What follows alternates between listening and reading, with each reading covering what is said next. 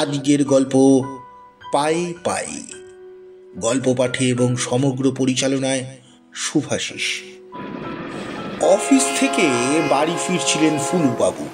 7টার লোকালে নেমে স্ট্যান্ড থেকে সাইকেলটা নিয়ে সবে প্যাডেলে চাপ দিয়েছেন, বৃষ্টি শুরু হলো। শীতের ছিচকা জন্য বৃষ্টি বড় বিরক্তিকর।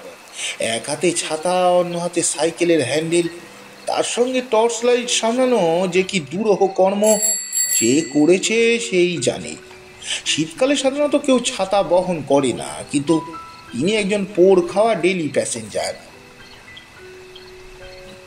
ব্যাগে ছাতা থেকে অ্যান্টাসিড পর্যন্ত সব থাকে, মানে জীবন ধারণের খাতিরেই রাখতে হয়। তিনি সাবধানে সাইকেল চালাচ্ছিলেন, কিন্তু কপালে দুর্ভোগ থাকলে যা হয় আর কি। গিঞ্চি রাস্তাটা সবে পার হয়েছেন, এমন সময় কেউ যেন পেছন দিক থেকে রুক্ষ স্বরে হাঁক দিল, এই যে দাদা, এই। ফুলুবাবু প্রথমে খেয়াল করেননি, কিন্তু দ্বিতীয়বার আবার একই সুরে আওয়াজ আসাতে তিনি পিছন ফিরে তাকালেন। দেখলেন একজন বয়স্ক ভদ্রলোক, তার বয়সী হবেন হয়তো। পাতলা চেহারা, মাথায় টাক, পরনে মলিন জামা, তার দিকে তাকিয়ে আছে। বললেন, হ্যাঁ হ্যাঁ, আপনাকে বলছি। কিরকম ভদ্রলোক মশাই আপনি, গায়ে পা দিয়ে চলে যাচ্ছেন?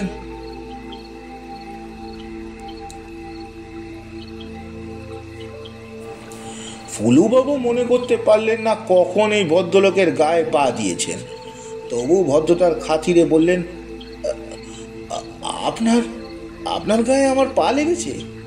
ভদ্রলোক মুখ বেঁকিয়ে খুবই শ্লেষের ভঙ্গিতে বললেন, না না, আমার পা নয়, আপনার শ্রীচরণ আমার গাত্র স্পর্শ করেছে, আমি ধন্য হয়েছি। গায়ে পা না লাগালে আমি কি মিথ্যে কথা বলছি? ফুলুবাবু বললেন, সরি দাদা, কিছু মনে করবেন না। এক হাতে ছাতা, টর্চ, সাইকেলের হ্যান্ডেল নিয়ে খানাখন্দ ভর্তি রাস্তা, এই সম্ভবত অজান্তেই লেগে গেছে।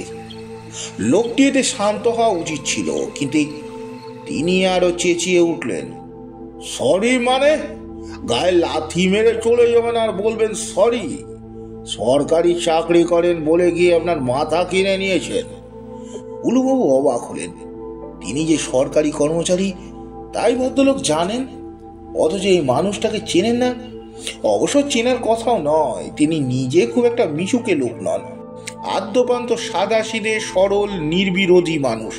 সকালে ট্রেনে অফিস যান, 7টার লোকালে ফেরেন। ছুটির দিন বাজার হাট, দুপুরে ভাত ঘুম, বিকেলে পার্কে বেড়ানো, পরের দিন আবার অফিস। কারো সাথে বাজে থাকেন না, ঝামেলা ঝঞ্ঝাট একদম পছন্দ করেন না। আজকাল তিনি ব্যাপারটা উপেক্ষা করতে চাইছেন। ডেলি প্যাসেঞ্জারের সুবাদে তিনি দেখেছেন কোনো কোনো মানুষ সহজেই কড়া প্রতিক্রিয়া দেখিয়ে ফেলে, বদমেজাজি। এদের বেশি গুরুত্ব দিলে চলে না। তিনি তাই সাইকেল প্যাডেলে আবার চাপ দিলেন। লোকটা তাতে ভীষণ ক্ষেপে গেল। তেরিয়াভাবে তেরে এসে বলল, এই যে চলে যাচ্ছেন যে বড়, আমাদেরকে আপনি মানুষ বলে মনে করেন না দেখছি। দেব নাকি কানসাপটা এক থাপ? ফুলবাবু সাধারণত রেগে যান না, রেগে গেলে বেশি হম্বিতম্বি করতেও পারেন না, কিন্তু এখন তার মাথায় রাগ চড়ে গেল।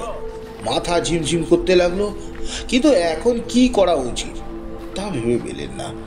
এদিকে বাজারের মানুষজন বেশ সময় কাটানোর খোরাক পেয়ে গেছে দুজনকে ঘিরে। তিনি জানেন পাবলিক সেন্টিমেন্ট সবসময় নিচে অবস্থানকারী মানুষের পক্ষ নেয়। তুমি যদি 4 চাকায় হাফ চাপো তাহলে নিজ্ঞাত মোটর বাইকওয়ালা নির্দোষ, আবার তুমি যদি সাইকেলে চাপো তাহলে পথচারী নির্দোষ। এক্ষেত্রে তাই লোকে তাই ভাবছে নিশ্চয়ই। তিনি তার চারদিকে তাকিয়ে অসহায় বোধ করলেন। কয়েক মুহূর্ত মাত্র সাঁই সাঁই তার মাথায় একটা পাগলামি বুদ্ধি খেলে গেল। সাইকেলটা স্ট্যান্ড করিয়ে রেখে এগিয়ে এলেন, বললেন, দাদা, আমি এত রকম করে আপনার কাছে দুঃখ প্রকাশ করছি, তবুও শান্ত হচ্ছে না। কি করলে আপনি শান্ত হবেন বলুন তো? আমি যদি আপনার পায়ে ধরি তাহলে কি আপনি ক্ষমা করবেন? লোকটি বোধহয় ভাবতে পারিনি ফুলুবাবুর মুখে যে বড় কথা বলছে বাস্তবে করতে পারে। তাই একই রকম তেড়িয়া ভাবে কিছু বলতে যাচ্ছিলেন, কিন্তু হুলুবাবু সময় না দিয়েই লোকটির পায়ের ওপর হুমড়ি খেয়ে পড়লেন। লোকটি প্রথমটা চুপ মেরে গেলেন, নির্বাক, হতভম্ব, কিন্তু পরক্ষণেই তিরিং বিরিং করে লাফাতে শুরু করলেন। মুখে যে কি বলছেন বোঝা গেল না, লাফাতে লাফাতে মুহূর্তের মধ্যে অদৃশ্য হয়ে গেলেন। হুলুবাবু আর কি করবেন, সাইকেল হাঁকিয়ে বাড়ি ফিরে এলেন। মনটা তার বড় খারাপ হয়ে গেল। রাতে শুয়ে শুয়ে লোকটির আচরণের কথা ভাবতে লাগলেন তিনি। কেন মানুষটি এমন করলো তার সঙ্গে?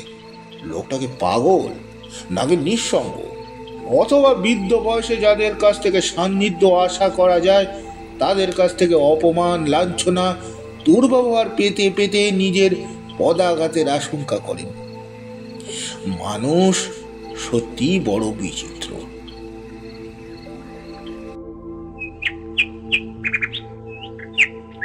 পরের দিন ছিল ছুটির দিন।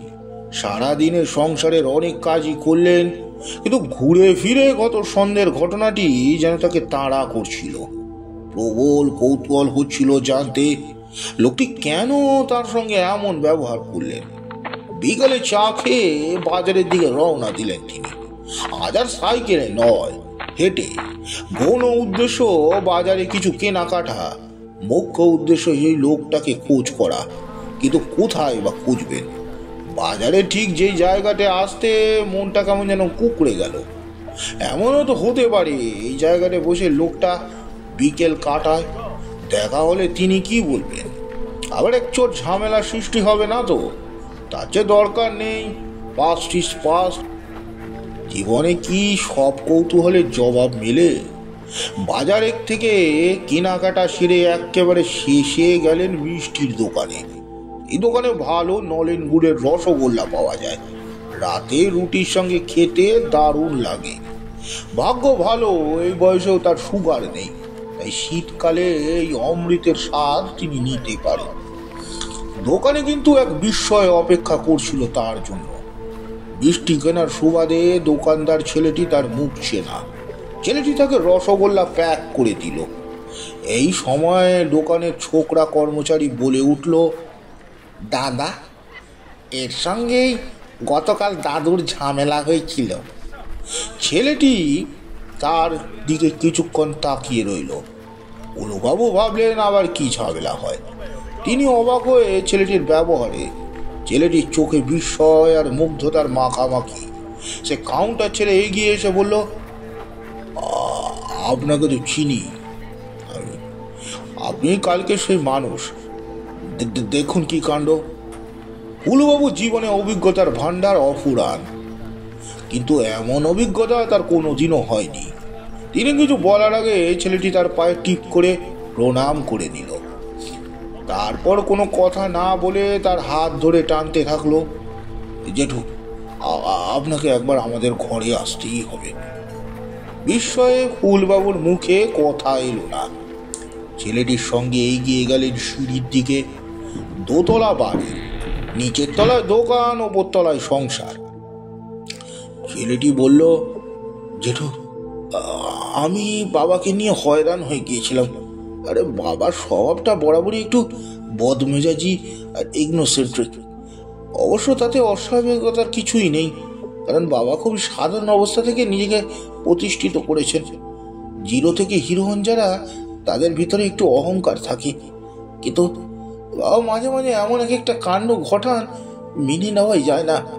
মা যতদিন বেঁচে ছিলেন ততদিন বাবার সব জুলুম হাসি মুখে সহ্য করেছেন, কিন্তু মা মারা যাওয়ার পর থেকে বাবার ব্যবহার যেন সহ্যের বাইরে চলে গিয়েছে।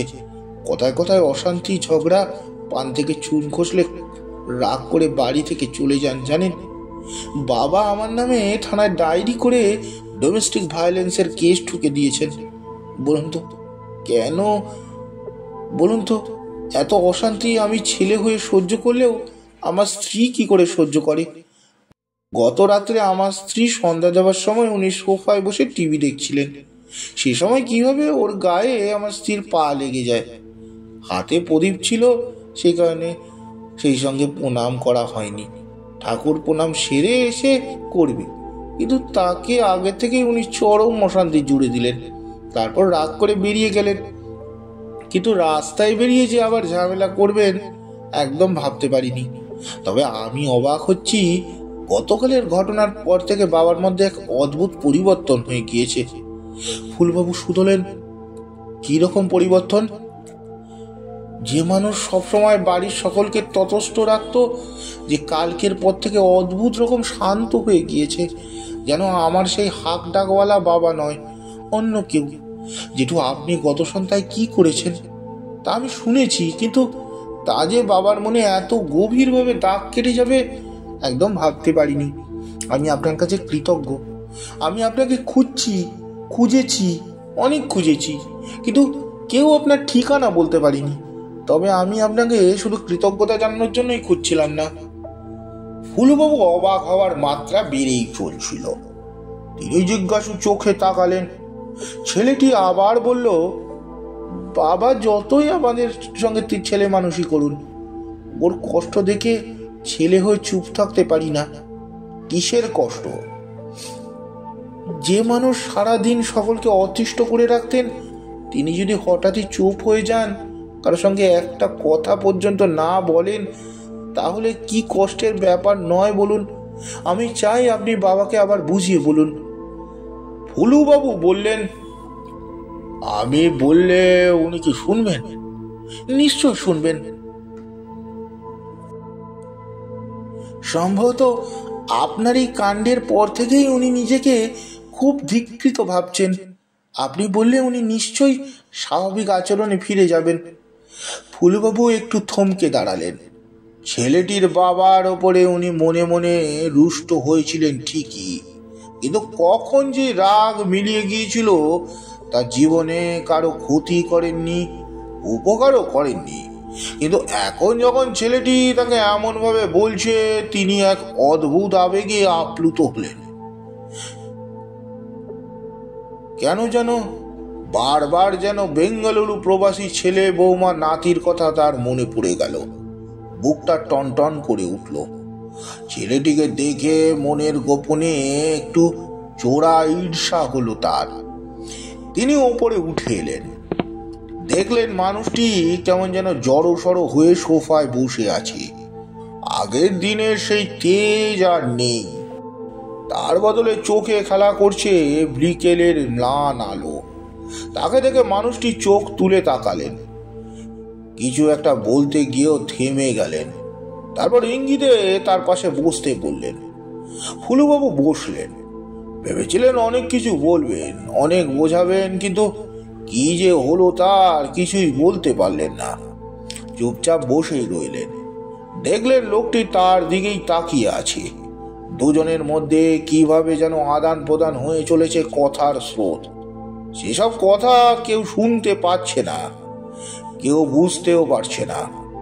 যখন বিকেলের ম্লান আলো তার চোখে এসে লাগলো, সন্ধ্যার অন্ধকার গাঢ় ছায়া ফেলতে চেষ্টা করে জীবনযাপনের লগ্নে, তখনই বুঝতে পারে মানুষ। ফুলুবাবু অনেকক্ষণ বসে রইলেন। তারপর একটা সময় লোকটির দুহাত নিজের হাতে তুলে নিয়ে চাপ দিয়ে বাইরে বেরিয়ে এলেন। সেই সময় তার কানে এলো লোকটি তাকে ডাকছে। ফুলুবাবু, একটু চা খেয়ে যান।